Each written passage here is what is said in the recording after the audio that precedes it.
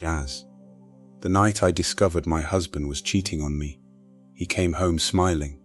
That was the part I remember most. Not the late hour. Not the strange perfume on his jacket. Jazz. Not even the message I would eventually find that would change everything I thought I knew about my marriage. It was his smile. A calm, satisfied smile. Jazz. The kind of smile a person wears when they believe they have gotten away with something. Daniel walked through the front door at 11:47 that night. Jazz. I remember the exact time because I had been staring at the clock for almost an hour. He loosened his tie, placed his keys on the small wooden table beside the entrance. Jazz. And looked at me as if he had just returned from an ordinary evening at work. "You're still awake?" I was sitting on the couch. The television was on, but I wasn't watching it. I had called him twice. Jazz. He hadn't answered. I had sent one message, no response. And yet, when he finally walked through that door, there was no worry on his face, no apology, no explanation, just that smile. "Couldn't sleep," I said. He nodded. "Long day." I looked at him carefully. My husband, Daniel, had always been good at looking innocent. That was one of the things I loved about him when we first met. Jazz. He had this calm way of speaking, this quiet confidence. He never seemed nervous, never seemed afraid. I used to think it meant he was honest. That night, I realized something. Jazz. Sometimes the people who look the calmest are simply the ones who have practiced their lies the longest. Daniel walked toward the kitchen. I watched him hang his jacket over the back of a chair. Jazz. And that's when I smelled it. Perfume. Sweet floral. Not mine. My entire body went still. It was faint, almost impossible to notice. But I noticed I had known Daniel for 8 years. Jazz. I knew the smell of his clothes, his shampoo, his cologne. I knew what our house smelled like after dinner. I knew everything about the life we had built, and that perfume didn't belong there. Jazz. I didn't say anything. Maybe because I wasn't ready to hear myself ask the question. Maybe because some part of me already knew the answer. Daniel opened the refrigerator. "Did you eat?" I stared at him. Jazz. "No." He looked over his shoulder. "Why not?" I almost laughed. I had been sitting alone in our living room, waiting for my husband to come home, and somehow he was asking me why I hadn't eaten. Jazz. I wasn't hungry. He shrugged. "There's food in there." Then he closed the refrigerator and walked upstairs. Just like that. I stayed on the couch for several minutes. I didn't move. Jazz. I stared at the staircase. I listened to his footsteps disappear into our bedroom. Then I looked down at my hands. They were shaking. I told myself it was nothing. Jazz. That perfume could have come from anyone. A coworker, a client, someone at a restaurant. There were 1,000 innocent explanations. I wanted to believe every single one. Jazz. Because the alternative was too painful. Daniel and I had been married for 6 years. 6 years. We had built a home together. We had celebrated birthdays and anniversaries. Jazz. We had survived financial problems. We had sat beside each other in hospital waiting rooms when his mother was sick. I had stood beside him when his business nearly collapsed. Jazz. I had supported him when he was struggling. I had believed in him when even he didn't believe in himself. And now, sitting alone in that quiet living room. Jazz. I wondered if all those years meant as much to him as they did to me. I didn't sleep that night. Neither did I confront him. Instead, I waited. The next morning, Daniel acted completely normal. Jazz. He came downstairs wearing a dark blue shirt. He kissed my forehead. Morning, I stared at him. Morning, he poured himself coffee, then he looked at me. "You look tired," I almost told him. Jazz. I almost said it. "Did you meet someone last night?" But I didn't. Something stopped me. Maybe it was fear, maybe it was instinct. Or maybe deep inside, I knew that if I asked him directly, he would lie. Jazz. And I wasn't ready to hear another lie, so I simply said, "I didn't sleep well." He smiled. Don't worry so much. Those words stayed with me, don't worry so much. I watched him leave for work, Jazz. And for the first time since I had known him, I didn't trust the sound of the door closing behind him. That was the beginning, but I didn't know it yet, Jazz. I didn't know that my marriage had already ended in my husband's mind. I didn't know that he had been planning a future without me, Jazz. And I certainly didn't know that the woman he was seeing wasn't a stranger. She was someone I knew, someone I trusted, someone who had sat across from me at my own dining table, Jazz. Someone I had once called my friend. Her name was Rachel. And when I finally discovered the truth, I understood why Daniel had been so confident. He didn't think I would ever find out, Jazz. He thought I was too trusting, too loyal, too afraid to lose him. He was wrong. But before I could become the woman who would quietly turn his entire plan against him, Jazz, I had to become the woman who finally accepted that the man she loved had never been the man she thought he was. It started with small things, tiny changes, things I could have ignored, Jazz. Daniel began coming home later. At first, it was once a week, then twice, then almost every other night. Work is busy, he would say. I believed him. Or at least I wanted to, Jazz. He started taking his phone everywhere. The bathroom, the kitchen, even when he went outside to check the mail. Before, he would leave it on the table without thinking. Now, if I walked into the room, his screen would immediately turn face down. Agon, I noticed. Agon, I said nothing. One evening, I asked him casually, "Everything okay?" He looked up from his phone. "What do you mean? You seem distracted." He laughed. "You're imagining things." Maybe I was becoming paranoid. That was what I told myself, until one Friday night, Jazz. Daniel had told me he was going to a business dinner. He left around 7. I wished him a good night. He kissed my cheek, then he walked out. At 9:30, I received a message from Rachel, Jazz. She was one of my closest friends, at least. That's what I had believed. The message was simple. "Hey, are you home tonight?" I stared at it. I typed back, "Yes." Why? She didn't answer immediately. A few minutes passed. Then another message appeared. "Just wondering." I frowned. Why? No answer. I didn't think much of it until Daniel came home. He entered quietly, Jazz. I was sitting in the bedroom reading. He didn't know I was awake. I heard him walk through the hallway. Then I heard his phone vibrate once, twice. He stopped, silence. Then he walked into the bathroom, Jazz. I heard the door close. I don't know what made me get up, maybe instinct, maybe fear. Maybe the part of me that had been ignoring the truth finally became tired of pretending. I walked into the hallway, Jazz. His phone was lying on the small table near the stairs. The screen lit up. A message appeared. I saw only one name, Rachel. My heart stopped. I stood there staring at that name, Rachel. My friend, Jazz. My husband's phone, at 11:52 at night. I didn't touch the phone. I couldn't. Instead, I walked back to the bedroom. Daniel entered a few minutes later. I pretended to be asleep. Jazz. He climbed into bed, turned off the light. And for the first time in 6 years, my husband slept beside me while I lay awake, wondering who he really was. The next morning, I made a decision, Jazz. I wasn't going to accuse him. Not yet. I wasn't going to ask Rachel.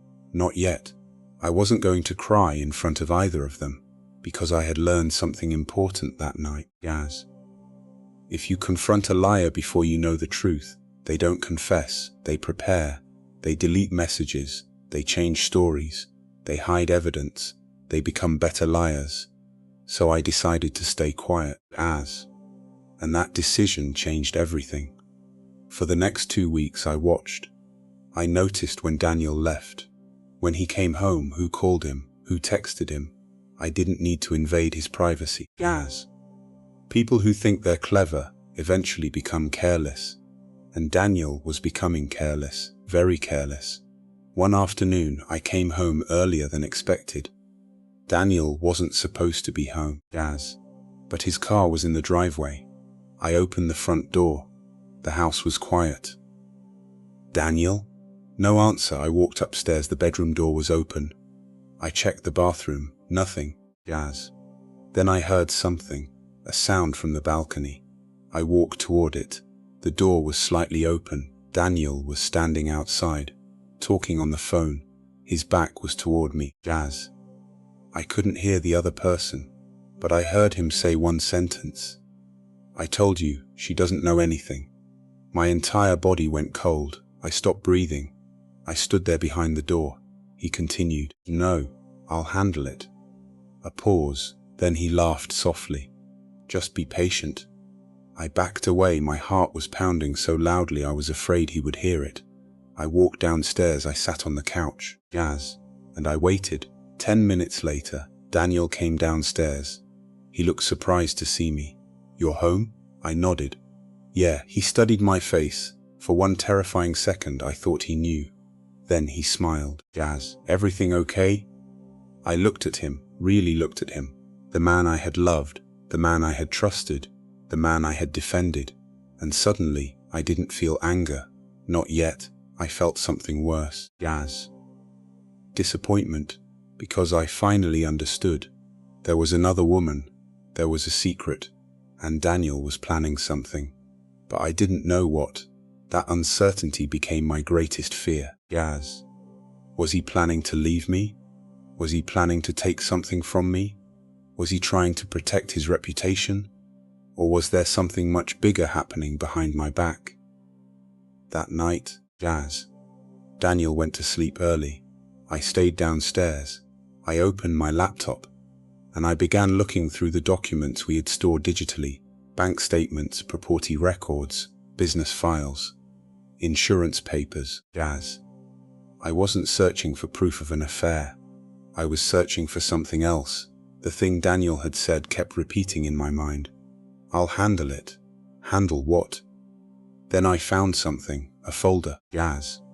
Hidden inside another folder. It contained documents I had never seen before. I opened the first file. My hands started shaking. It was a legal document, then another, and another. I read the first page, Jazz. Then the second, and suddenly, everything became clear. Daniel wasn't just cheating on me. He was preparing to leave me, Jazz. And he had already started planning how to make sure I walked away with almost nothing. I stared at the screen.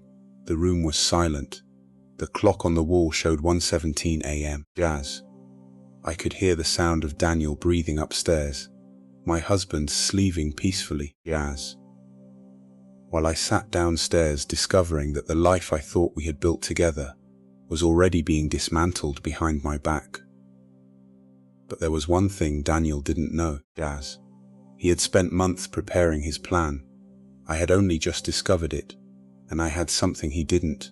Time I closed the laptop, I wiped my tears, Jazz, and I whispered the words that would become the beginning of my silent revenge.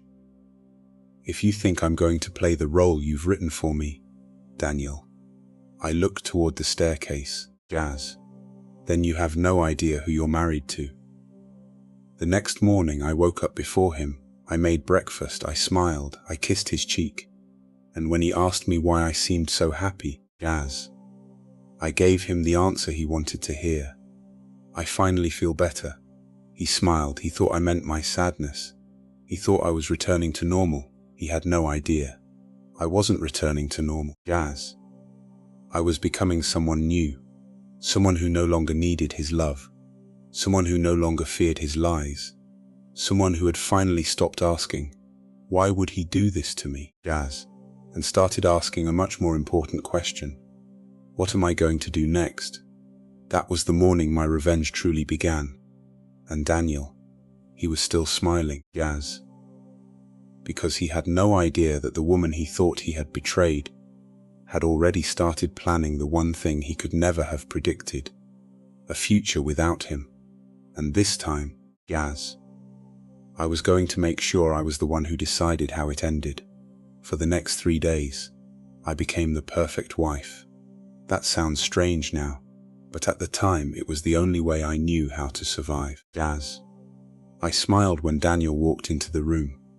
I asked about his day. I made dinner. I listened to him complain about work. And when he told me he was tired, I told him to get some rest. Gaz. I never asked about Rachel. I never mentioned the perfume. I never asked why he had been whispering on the balcony. I didn't even look at his phone. That was the hardest part. Gaz. Not because I wanted to know everything. Because I already knew enough. The man I married had become a stranger. And every time he looked at me, Gaz, I had to remind myself not to let the truth show on my face. But there was another reason I stayed quiet. I needed to understand his plan. The documents I had discovered were not random, Gaz. They had been prepared carefully. There were financial statements, copies of property records, notes about our joint savings, Gaz. Even a draft agreement that appeared to have been prepared with the help of a lawyer. My name was on some documents, but the way the papers were arranged made one thing obvious, Gaz. Daniel had been planning to separate our finances, and he had been doing it without telling me. I sat at my laptop late that night, reading every document again. The more I read, Gaz, the more confused I became. Some of the numbers didn't make sense. There were transfers I didn't recognize, payments to accounts I had never heard of. And then I found something that made my stomach turn, Gaz. A company, a small consulting business. The name meant nothing to me, but the account number was familiar. It was connected to one of our joint accounts, Gaz. Money had been moved from our savings into that company, thousands of dollars, slowly, quietly. Over several months, I stared at the screen. Daniel wasn't just preparing to leave me, Gaz. He was preparing to take part of our life with him. I leaned back in my chair. For a moment I felt completely powerless. Then I remembered something my father used to tell me, Gaz. When someone underestimates you, don't correct them too quickly. My father had been a quiet man. He didn't speak much, but when he did, people listened, Gaz. He had once explained that there was a difference between being weak and choosing not to react. Silence, he told me years ago, can be a weapon when you use it to think, Gaz. I had never understood those words completely, until that night. I wasn't going to scream. I wasn't going to throw Daniel out. I wasn't going to call Rachel, not yet. I was going to think, Gaz. I began by making a list. Everything I knew, everything I suspected, everything I needed to find out. At the top I wrote, who is Rachel to Daniel then? What is Daniel planning then, Gaz? Where is the money going? And finally, what does he think I don't know? That last question became the most important, because if Daniel believed I was completely unaware, then he would continue making mistakes, and every mistake would bring me closer to the truth. The next morning, I called my friend Lisa. Lisa had known me since college, She was one of the few people I trusted completely. I didn't tell her everything over the phone. I simply asked if we could meet. Is everything okay? She asked. I paused. No. There was silence. Then she said, I'll be there. We met at a quiet cafe across town. When Lisa saw my face, she knew immediately. What happened? I looked down at my coffee. Daniel is cheating on me. Her eyes widened. Whatty? Lisa went completely still. Rachel? I nodded. Are you sure? No, that was the hardest thing to admit. I don't have proof yet. Lisa reached across the table. Then we'll find it. I looked at her. I don't want revenge. She raised an eyebrow. That's not what your face says. I almost smiled. For the first time in days. I laughed. Just a little, Then I became serious again. I don't want to hurt him, Lisa. Then what do you want? I thought about it. I want the truth. She nodded. And after the truth? I looked out the window. I want to be free. Those words felt strange. I had spent 6 years thinking about how to save my marriage. Now I was thinking about how to save myself. Lisa helped me see something I hadn't understood. Daniel's betrayal wasn't only about another woman. It was about control. He had been making decisions about my life without me. He had been moving money, planning documents, building a secret future. And all the while, he had expected me to remain exactly where he left me, waiting, loyal, confused, broken. He thought my greatest fear was losing him. He was wrong. My greatest fear had always been losing myself, and I was done doing that. When I returned home that afternoon, Daniel was already there. He was sitting in the living room. He looked at me. "Where were you?" The question was casual, but something about it made me uncomfortable. "Out with Lisa." "Yes." He nodded, then he looked away. I noticed the change in his face. It was subtle, but I saw it. He didn't like that I had been away. He wanted to know where I was, who I was with, what I was doing, and suddenly I understood. Daniel was used to knowing everything about me. He knew my schedule, my habits, my friends, my routines. He knew exactly how I would react to almost anything. That's why he thought he could control the story, because he knew the old me. But the old me was disappearing. That evening, I did something I hadn't done in years. I opened my own bank account, not because I wanted to hide money, because I wanted financial independence. I began transferring my personal income into an account that only I controlled. I reviewed every bill, every asset, every document. I made copies of everything, and then I called an attorney. Not to start a war, to understand my rights. That conversation changed me. The attorney listened carefully as I explained the situation. She didn't judge me. She didn't tell me what to do. She simply said, "You need to protect yourself before you confront him." That sentence stayed with me. Protect yourself. For years I had thought marriage meant protecting each other. But what happens when the person you built your life with becomes the person you need protection from? I didn't know the answer, not yet, but I was about to learn. The following week, Daniel became even more affectionate. That should have made me happy. Instead, it frightened me. He started bringing flowers home. He asked me to go out for dinner. He kissed me before leaving for work. One evening, he even said, "I feel like we've been distant lately." I looked at him. "We have." He reached for my hand. "I don't want that." My heart almost broke, not because I believed him, because I remembered the man I once thought he was. "Neither do I whispered. He smiled, then his phone vibrated. His eyes immediately moved toward it. I watched his expression change.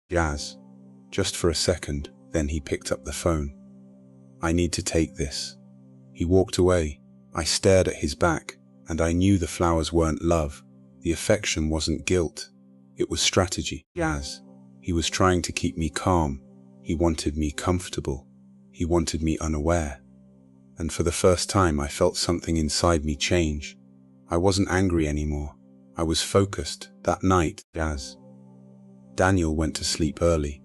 I stayed awake. At around midnight, I heard his phone vibrate.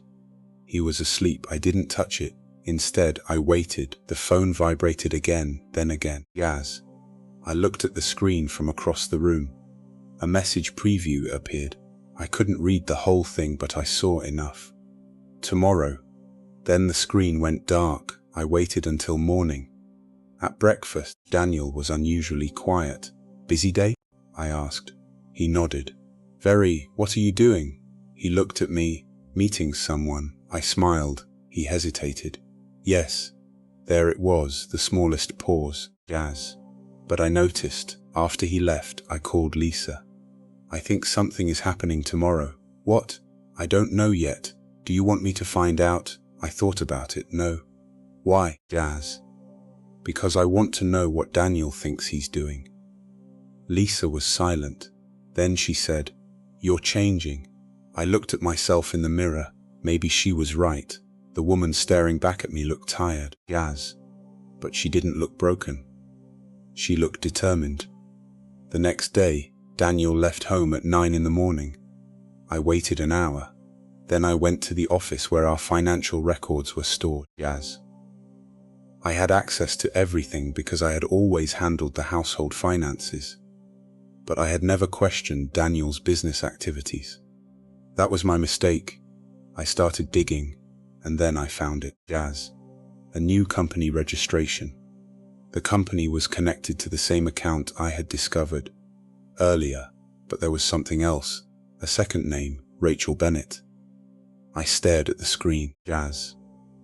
Rachel wasn't just the woman Daniel was seeing. She was involved in his business plan. My hands became cold. I opened another file. There were emails, contracts, plans. Jazz. And then I found a document that made everything click. Daniel had been planning to leave our marriage, but Rachel had convinced him to start a new business with her. Jazz. He planned to move money into that company. Then, after the separation, he would claim that the money belonged to the business. He had already prepared the story. Jazz. He would tell everyone that our marriage had simply fallen apart. He would look like the victim, and I would be left trying to explain what had happened. I closed my eyes. I could see it all. Jazz. The late nights, the secret phone calls, the sudden affection, the flowers, the documents, it all made sense. But then I saw something else. A date only 6 weeks away. Jazz. That was when Daniel planned to leave. 6 weeks. I had 6 weeks, maybe less. I sat in that office for a long time. I thought about confronting him. Jazz. I imagined walking into the house and throwing the documents on the table. I imagined Rachel's face when I called her. I imagined Daniel begging me to listen. And then I imagined the truth. Jazz.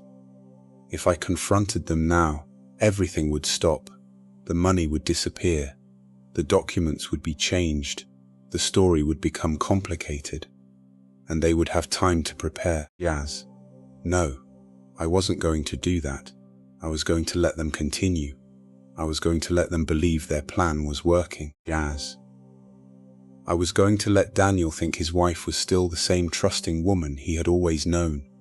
And while he prepared his escape, I would prepare mine. But I needed something more. I needed proof. Jazz. Not because I wanted to destroy him, because I wanted the truth to be impossible to deny. So I began collecting everything. Financial records, dates, most, discounts, every piece of information. Jazz. I created a private folder, and I named it something simple. Future, because that was what I was building. My future, not Daniel's mine. That evening, Daniel came home carrying flowers. He smiled. "These are for you."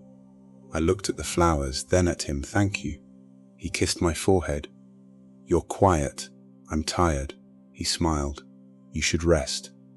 I nodded as he walked away. Jazz. I looked at the flowers again. Then I noticed something, a small receipt sticking out from the paper wrapping. I pulled it free. The flower had been purchased from a shop across town. Jazz. The same neighborhood where Rachel lived.